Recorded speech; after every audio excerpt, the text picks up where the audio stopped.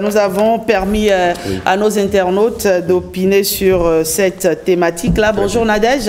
Bonjour à vous Rachida. Comment tu vas? Ça va ce matin? Je me porte très bien. Alors, la question du jour, les internautes ont répondu, n'est-ce pas? Effectivement, suite à la question posée, les internautes n'ont pas tardé à réagir. Voici quelques-uns de leurs avis que je partage avec vous.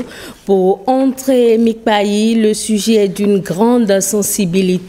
Il estime qu'il est urgent que les autorités compétentes prennent des mesures pour mettre un terme à ce fléau. Selon lui, notre culture est fortement affaiblie. Si rien n'est fait dans les 10 prochaines années, même un enfant de 10 ans pourrait s'installer un hôtel vaudou chez lui et prétendre être ou non.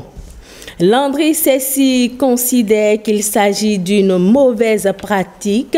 À ses yeux, il est impératif d'être initié avant de pouvoir installer un vaudou chez soi, car l'initiation permet de connaître les interdits et les comportements appropriés à adopter. Selon lui, le vaudou n'est pas mauvais en soi, ce sont ceux qui le pratiquent sans maîtriser les fondements qui posent problème. Il insiste sur le fait que l'État doit intervenir pour réguler, réorganiser et restaurer l'ordre dans cette pratique.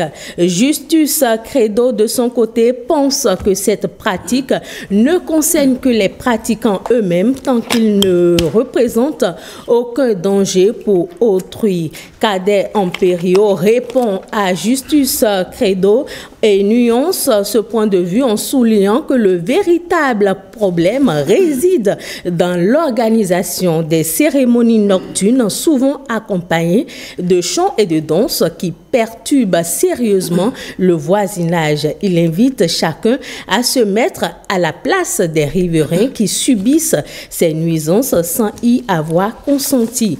Enfin, Florentin Zondiopon appelle le Cercle national des dignitaires vaudons à prendre des décisions fermes concernant l'installation et l'initiation au vaudou au Bénin. Pour lui, rien de bon ne se fait sans règles. Le vaudou ne devrait pas être accessible à tout le monde de manière désordonnée, car il incarne l'identité culturelle du Bénin et plus largement de l'Afrique. Les autorités ayant déjà investi dans ce domaine, il est crucial, selon lui, de réagir sans tarder pour éviter un laisser-aller culturel. Voilà donc, Rachidat, quelques avis que je partage avec vous ce matin sur cette thématique.